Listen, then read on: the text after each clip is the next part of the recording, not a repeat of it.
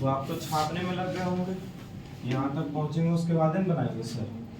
b का value क्या है जी, -8 ब्रैकेट में लिख कर क्या स्क्वायर कर देंगे, -4 इंटू a का वैल्यू 1 है और c का वैल्यू k है, ग्रेटर देन इक्वल्स टू 0। -8 का स्क्वायर प्लस 64, माइनस का स्क्वायर प्लस हो जाता है, -4 ग्रेटर देन इक्वल्स टू 0। अच्छा, हम लोग का आदत है जो कांस्टेंट वाला पार्ट रहता है उसको राइट साइड में लेके जाते हैं, तो +64 उधर जाएगा तो -64 हो जाएगा, होगा कि नहीं होगा। अच्छा, एक आदत और है, दोनों तरफ माइनस रहता है काट देते हैं, तो जब यहाँ बीच में इक्वल्स टू रहेगा और ये काम करोगे तब तो बहुत बढ़िया है। अगर बीच में ये इनइक्वालिटीज का साइन है तो वो काम नहीं कर सकते हैं कि दोनों तरफ का माइनस हम हटा दें।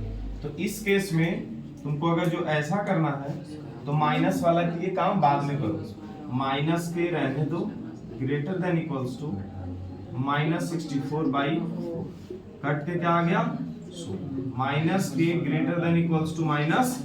अब दोनों जगह का माइनस हटाने के लिए अगर माइनस हटाना चाहते हैं, एक्चुअली हम लोग -1 का साइन दोनों तरफ गुना करते हैं, और अगर ऐसा करना चाह रहे हैं तो दोनों तरफ का साइन चेंज हुआ, तो ये जो ग्रेटर देन इक्वल्स टू का साइन है वो किस में बदल जाएगा, लेस देन इक्वल्स टू में, और यहाँ से k का वैल्यू क्या आ गया, लेस देन इक्वल्स टू 16 हो गया।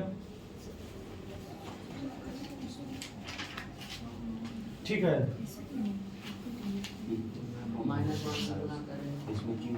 -1 से कर तो दिए, हो तो गया। हाँ अच्छा ठीक है, आते हैं यहाँ तक सॉल्व करो।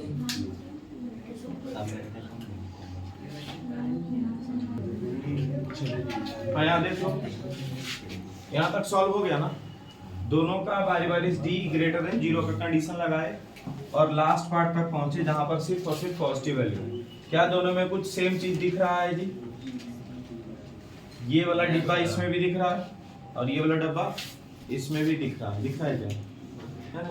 तो कौन सा आंसर सही होगा, k के लिए कितना वैल्यू सिलेक्ट होगा,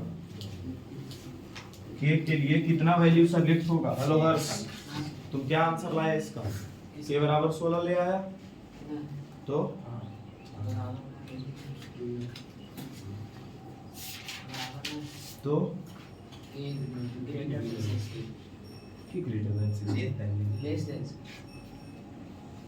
लेस देन 16। हाँ ये ठीक है, ये यहाँ का जो वैल्यू देखो लेस देन इक्वल्स टू 16 और यहाँ भी क्या आ गया, लेस देन इक्वल्स टू 16, मतलब कि k का वैल्यू 0 से बड़ा और 16 तक होगा, k का वैल्यू 0 से बड़ा और 16 तक होगा। इस बात को समझ पा रहे हो, क्या है ये, यहाँ k लेस देन 16 और यहाँ भी k लेस देन 16, मतलब दोनों के लिए कंडीशन सेम हो गया।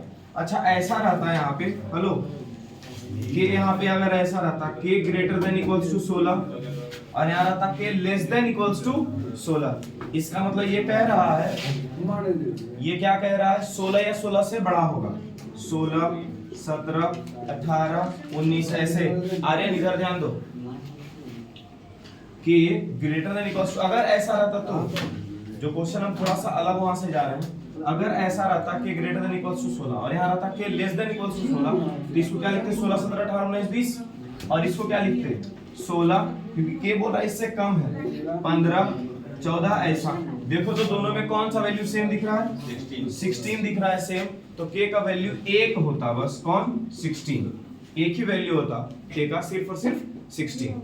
दोनों कंडीशन को सेटिस्फाई करना चाहिए, ठीक है। लेकिन यहाँ पर हमारे पास क्या वैल्यू आया है, पॉजिटिव के लिए देखा जा रहा है तो k less than equals to 16 और यहाँ भी k less than equals to 16, तो दोनों आंसर सही है, दोनों आंसर से मैच कर गया, तो है ना। तो ये सब इंटरवल का क्वेश्चन है, ये वाला थोड़ा बहुत लेकिन हम लोग को समझना होगा। अब k का वैल्यू एक्चुअली देखो क्या हो जाएगा, 0 से बड़ा और 16 या 16 से छोटा, ये वैल्यू हो जाएगा आंसर। ये समझ पाए हो क्या हुआ, पॉजिटिव वैल्यू ऑफ k बोल रहा है ना, तो k का वैल्यू 0 से तो बड़ा होना पड़ेगा तब ना पॉजिटिव होगा। और यहाँ लिमिट लगा हुआ है कि 16 से बड़ा नहीं हो सकता, 16 के बराबर हो सकता है या फिर 16 से छोटा हो सकता है, ये डायरेक्टली आंसर यहाँ तक रुक जाएगा, ठीक है। ये बहुत बढ़िया से नहीं भी समझ पा रहे हैं तो कोई दिक्कत नहीं, और भी एगो आर.एस. अग्रवाल में क्वेश्चन है उसके ऊपर जो भी बात की है ना, k less than equals to 16 वाला, जिसमें एक ही आंसर बनेगा सिर्फ और सिर्फ 16, तो वो क्वेश्चन बहुत हद तक है, ये क्वेश्चन थोड़ा सा ऊपर तक पहुंच चुके हैं हम लोग, ठीक है। यहाँ आते हैं, शायद ये गलत हुआ ना जी, नहीं बन रहा है, ये बन गया है, तो आर तो था नहीं, अब क्या लाया, d plus q का होल स्क्वायर। 33 कॉमन लिया, 66 कहाँ से आया,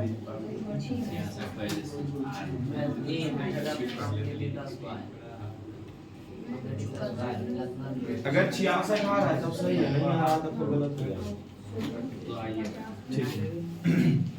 यहाँ देखो, इस इक्वेशन को कंपेयर किया जाए तो क्या गुलशन ए बी सी का वैल्यू निकाल सकते हो, ए बी सी का वैल्यू यहाँ से लिख सकते हो कि क्या क्या होगा, क्या होगा ये का बताओ,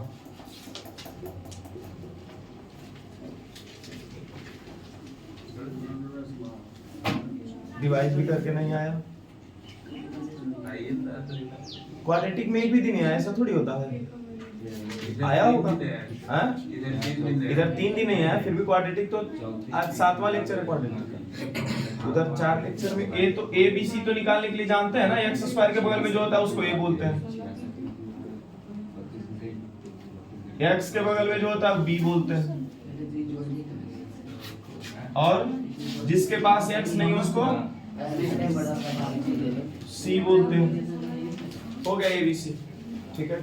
अब क्या बोल रहा है, पी क्यू आर रियल है, मतलब कि कोई भी नंबर है, रियल नंबर मतलब कोई भी नंबर है, रेशनल हो सकता है या फिर इरेशनल हो सकता है, अब पी और क्यू दोनों बराबर नहीं है, then so that roots of the equation are real and unequal, तो फिर दिखाना है कि रूट जो है वो रियल भी है और अनइक्वल भी है, तो रूट्स रियल और अनइक्वल होने का क्या कंडीशन है,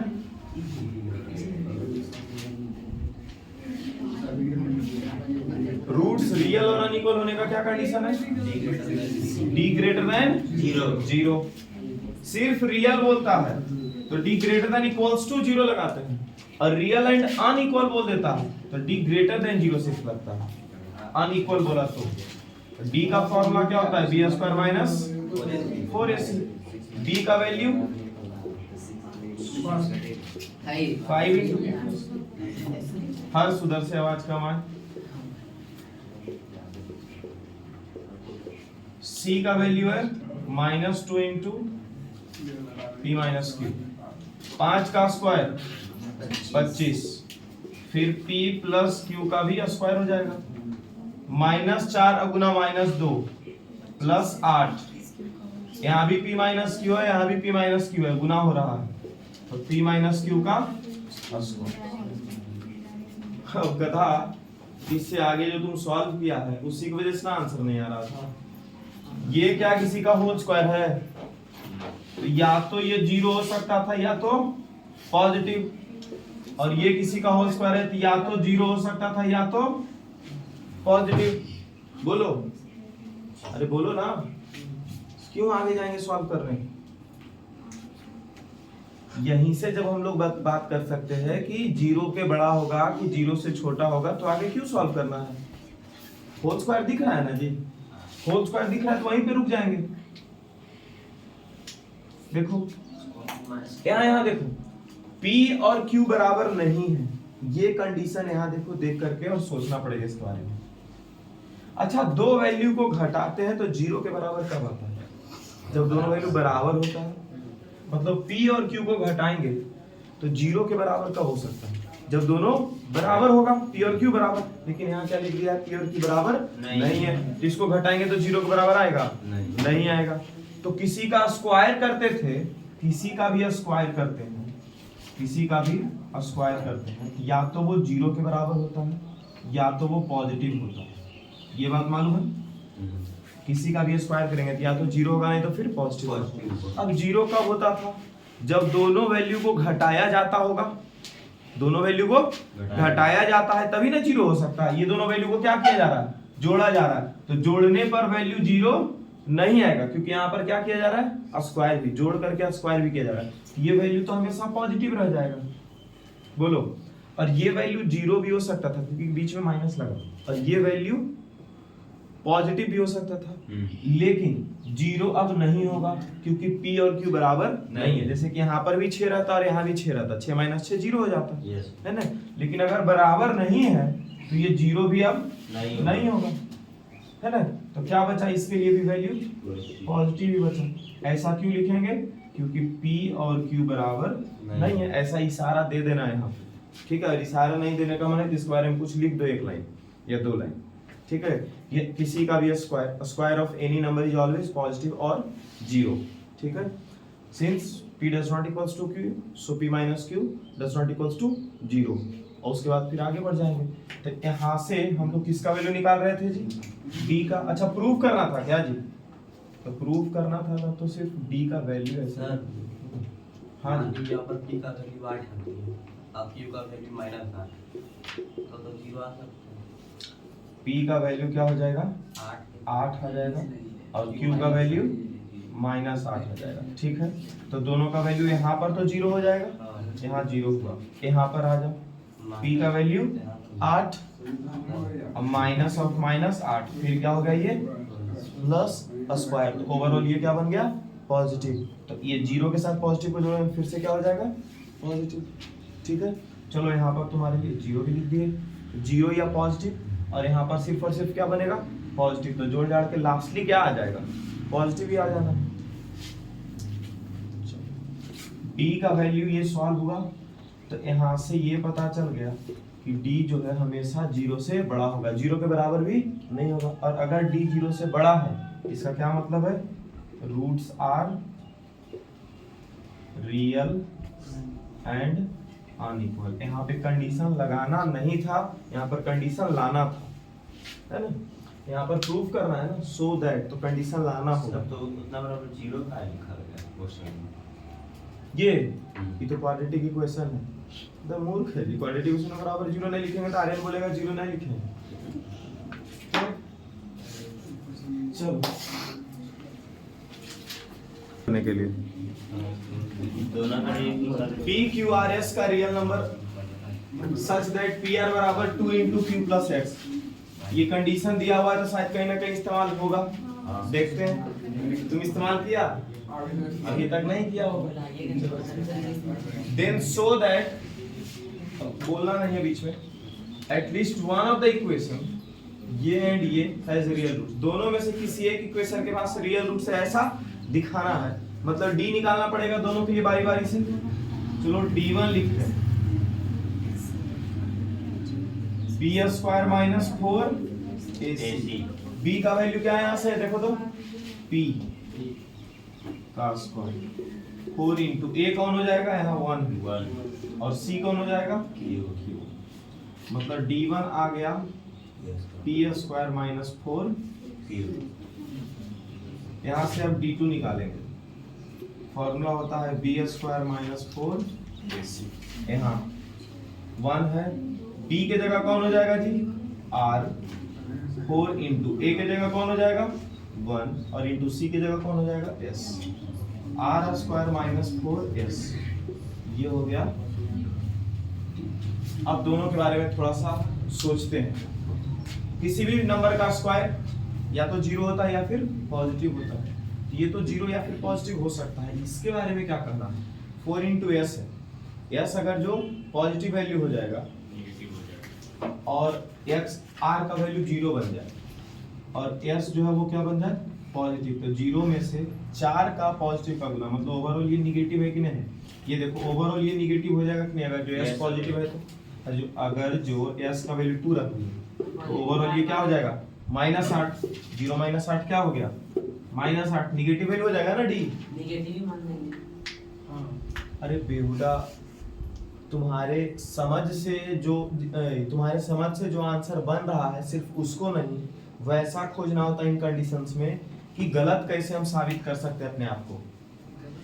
हाँ, हर बार ये नहीं कि हमारे हिसाब से अच्छा रियल प्रूफ करना है इसको नेगेटिव मान लेंगे, नॉन रियल प्रूफ करना है इसको पॉजिटिव मान लेंगे, ये नहीं होता है, ठीक है। कंडीशन को पूरा बढ़िया तरीके से लगाना होता है कि क्या पॉजिटिव वैल्यू रखने पर पॉजिटिव होगा, क्या नेगेटिव वैल्यू रखने पर, दोनों वैल्यू रख दो, पॉजिटिव वाला वैल्यू भी एस के जगह पे रखो और एस के जगह पे निगेटिव वैल्यू भी रखो। एक बार भी करोड़ों संख्या में से एक संख्या रखने पर भी अगर जो ये निगेटिव देगा तो निगेटिव मान लिया जाएगा। समझ गए आप? ठीक है, ये होता है कंडीशन। अब ये तो बताया नहीं जा सकता और उसी तरह से ये भी दिया हुआ है, इसके बारे में भी कुछ बात नहीं कह सकता। यहाँ पर देखो क्या लिखा हुआ है, पी आर, और यहाँ लिखा हुआ है क्यू प्लस एस। देखो तो क्यू और एस को कैसे जोड़ा जा सकता है ये आप सोचो, क्योंकि क्यू इसमें है और एस इसमें है। कंडीशन को देख करके हम आगे सॉल्व कर सकते हैं। क्यू और एस इसमें प्लस किया हुआ है, देखो तो दोनों इक्वेशन में क्यू और एस अलग अलग है, तो क्यू और एस को जोड़ा कैसे जा सकता है? तो सर दोनों इक्वेशन को जोड़ देंगे तो क्यू एस जुड़ जाएगा। बोलो, D1 इक्वेशन 1 और इक्वेशन 2 जोड़ दिया जाए तो क्या हो जाएगा, D1 प्लस D2 बराबर P square minus 4Q plus यहां से उठाओ R स्क्वायर माइनस 4S। अब क्या हो गया जी, p square plus r square minus 4Q और माइनस 4S एक जगह आ गया। यहाँ हो गया p square plus r square minus 4 common, क्या बच गया, Q plus s. P square plus r square minus 4 into q plus s के जगह पर क्या यूज करोगे? देखो तो, हेलो, क्यू प्लस एस के जगह पर क्या इस्तेमाल करोगे? देखो कंडीशन क्या था हमारे पास, पी आर बराबर 2 इंटू क्यू प्लस एस। हमारे पास क्यू प्लस एस भी आ गया, तो 2 को इधर डिवाइड में ला दो, पी आर बाई 2 बराबर क्या हो जाएगा, क्यू प्लस एस। इसको इस्तेमाल कर देंगे डायरेक्टली यहाँ पे, क्यू प्लस एस के जगह पर क्या लिख देंगे, पी आर बाई 2, 2 दूनी 4, p square plus r square minus 2 p r. अब देखो यहाँ क्या हो रहा है, ये p माइनस आर का होल स्क्वायर दिख रहा होगा, बोलो yes, d1 plus d2, p minus r का होल स्क्वायर आ गया। इसका क्या मतलब है, या तो ये 0 के बराबर होगा या फिर ये पॉजिटिव होगा, या तो ये 0 के बराबर होगा और या तो ये पॉजिटिव होगा। 0 के बराबर अब कब हो सकता है, ये अब इसके बारे में अब सोचो। एक वैल्यू होगा जो पॉजिटिव होगा और दूसरा वैल्यू निगेटिव होगा, तभी नहीं 0 के बराबर आ सकता है। क्या कंडीशन इसमें देखो, ये अगर जो किसी का भी स्क्वायर या तो 0 होता है या क्या होता है, पॉजिटिव। दो नंबर को जोड़ के 0 कब आएगा, जब एगो निगेटिव होगा और एगो पॉजिटिव होगा। तो एगो पॉजिटिव तो समझ में आ रहा है ना, दोनों में से कोई एगो पॉजिटिव तो होगा, ये जो बोले उससे समझो। दो नंबर को जोड़ने पर 0 कब आएगा, एगो पॉजिटिव और एगो निगेटिव रहेगा तभी आएगा। मतलब तुम क्या बोल रहे हो अभी कि एगो पॉजिटिव हो सकता है, कंडीशन सही है। अच्छा, दो वैल्यू को जोड़ने पर पॉजिटिव कब आएगा, जब दोनों का दोनों वैल्यू पॉजिटिव हो। और हमको प्रूफ क्या करना है, at least one of the equation, किसी एक इक्वेशन के बदले प्रूफ करना था रियल रूट्स। और यहां पर जब 0 सोचे, if d1 plus d2 is equals to 0, इसका क्या मतलब है कि दोनों में से कोई एक पॉजिटिव है और कोई एक निगेटिव है। ये कब हो सकता है, व्हेन ईदर d1 और d2 is positive and negative respectively, है ना। either d1 is positive and d2 is negative, or d1 is negative and d2 is positive, तभी ना 0 हो सकता है। तो देखो तो इसमें भी d1 पॉजिटिव दिख रहा है और d2 क्या दिख रहा है, निगेटिव। तो d1 तो पॉजिटिव है, यहाँ देखो यहाँ d2 पॉजिटिव दिख रहा है, मतलब दोनों में से कोई एक कंडीशन तो अप्लाई हो रहा है कि दोनों डिस्क्रिमिनेंट में से एक डिस्क्रिमिनेंट पॉजिटिव है, ठीक है। और अगर पॉजिटिव वैल्यू है, इफ d1 और प्लस d2 क्या है जी, पॉजिटिव है, तो ये अगर जो पॉजिटिव, इसका क्या मतलब है, 0 से जब दोनों पॉजिटिव होगा d1 एंड d2 दोनों क्या हो जाएगा, पॉजिटिव हो जाएगा। और हम लोग को प्रूफ करना था कोई एगो पॉजिटिव हो गया। यहाँ से समझ में आया क्या क्या हुआ है। इसका ये मतलब हुआ कि any one, at least one of the equation, at least one of the equation have real roots. अच्छा एटलीस्ट मतलब पूरा बात समझते हो? एटलीस्ट मतलब कम से कम एक, कम से कम एक होने का मतलब है कि एक भी हो सकता है और दो भी हो सकता है, तीन भी हो सकता है, चार भी हो सकता है।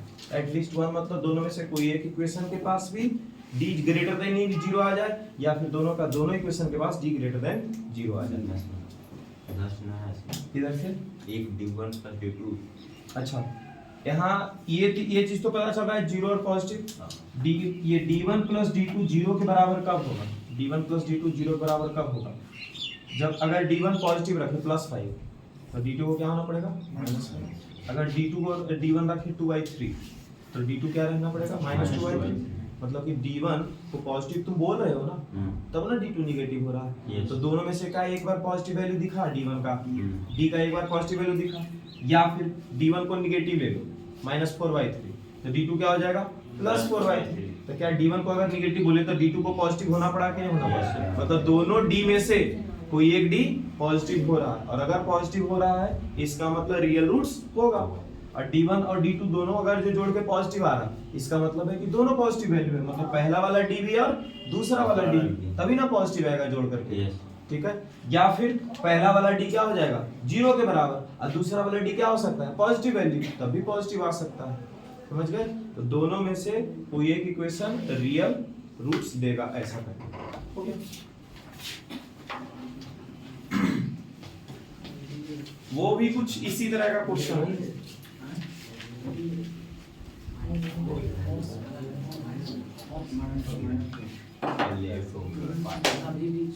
जब जब तुम लोग को लगेगा कि हम लोग, कल तो लग रहा होगा, कल तो लगभग क्वेश्चन बन ही जाएगा ये रूट्स वगैरह वाला।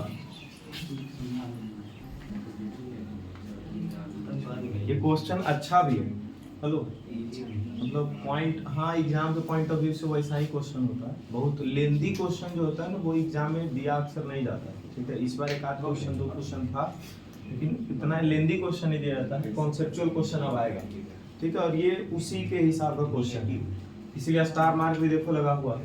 If the roots of the equation इतना आर रियल एंड अनइक्वल, ये वाला जो इक्वेशन है इसका रूट्स के बारे में क्या बोल रहा है? रियल एंड इक्वल अनइक्वल दिया हुआ है इस बार। हेलो, यहाँ तक ये दिया हुआ, प्रूफ करना आगे वाला पार्ट में है ना। तो लिखते हैं इक्वेशन हमारा क्या है? x² + 2cx + ab बराबर 0 for real and unequal roots. d का वैल्यू क्या होता है जी? Greater than 0। d का फॉर्मूला क्या हो जाएगा? b² - 4ac greater than 0। b के जगह किसको लिखते हैं? x के बगल वाला को। x के बगल में कौन है? 2c। ब्रैकेट दे क्या स्क्वायर लिखे -4 इंटू a के जगह पे 1 इंटू c के जगह पे ab ग्रेटर देन 0। 2c² मतलब 4c², 2 का स्क्वायर 4, c का square c² -4ab greater than 0। 4 आ गया common, c² -ab greater than 0। 4 जो गुना में है उसको उधर में जो डिवाइड में हो जाएगा, और डिवाइड में जाएगा तो क्या हो जाएगा? 0/4। अब 4 से डिवाइड करो या ना करो एक ही बात है, रहने देते हैं। ये एक आया वैल्यू, इसका हम लोग इस्तेमाल करेंगे आगे। ठीक है, अब ये एक इक्वेशन फिर से दिया हुआ, साइलेंस, ये एक इक्वेशन फिर से दिया हुआ है, उस इक्वेशन को लिखते हैं x² minus 2 into a plus b into x plus a² b² 2c² बराबर 0। a का वैल्यू क्या है? 1। b का वैल्यू क्या है? -2 इंटू a प्लस b। और c का वैल्यू क्या है? a² b² plus 2c², capital C है। एक से अधिक टर्म है तो ब्रैकेट भी लगा देते हैं। ठीक है, क्या यहाँ का हम लोग को क्या प्रूफ करना है? Prove that equation has no real roots. यहाँ प्रूफ करना है, कंडीशन नहीं लगाएंगे, यहाँ पर d का वैल्यू निकालेंगे। यहाँ लिखते हैं d बराबर बी स्क्वायर माइनस 4 b का वैल्यू क्या हो जाएगा -2 इंटू a प्लस बी, और स्क्वायर करना है तो इसका ब्रैकेट डाल के स्क्वायर -4 इंटू a के जगह 1 और c के जगह a square B square 2c square, ऐसा माइनस का स्क्वायर प्लस 2 का स्क्वायर 4, a प्लस b का होल स्क्वायर बचेगा -4 into a square -4 into B square -4 into 2 8c square, यहाँ 4 into a square plus B square plus 2ab।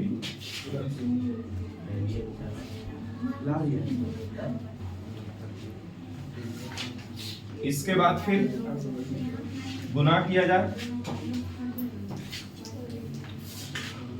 तो हो जाएगा 4a square 4b square plus 4 गुना 2 8 ab,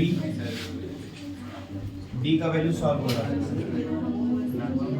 -4a square -4b square -8c square, 4a square से 4a square cut गया, 4b square से 4b square cut गया, plus है या minus है, प्लस है या माइनस है, तो d का वैल्यू क्या हो गया जी 8ab -8c स्क्वायर। क्या हमारे पास c स्क्वायर माइनस ab का कुछ वैल्यू पड़ा हुआ है, c स्क्वायर माइनस ab का कुछ वैल्यू पड़ा हुआ है। c स्क्वायर के पहले कैसा साइन है प्लस, और यहाँ c स्क्वायर के पास कैसा साइन है माइनस, कॉमन ले लो माइनस का, तो अपने आप c स्क्वायर के पास प्लस का साइन पड़ जाएगा। अच्छा, उसके बाद 8 दोनों जगह, तो 8 भी कॉमन ले लो, जब -8 कॉमन लिए यहाँ पर साइन क्या है प्लस, तो इसका साइन चेंज कर देगा, यहाँ आ जाएगा -ab, क्या आ जाएगा -ab, और इस माइनस का साइन उठा चुके हैं तो इसका भी साइन चेंज हो जाएगा प्लस, 8 भी उठा लिए तो बचा c स्क्वायर, मतलब d का वैल्यू क्या हुआ -8 c स्क्वायर माइनस ab।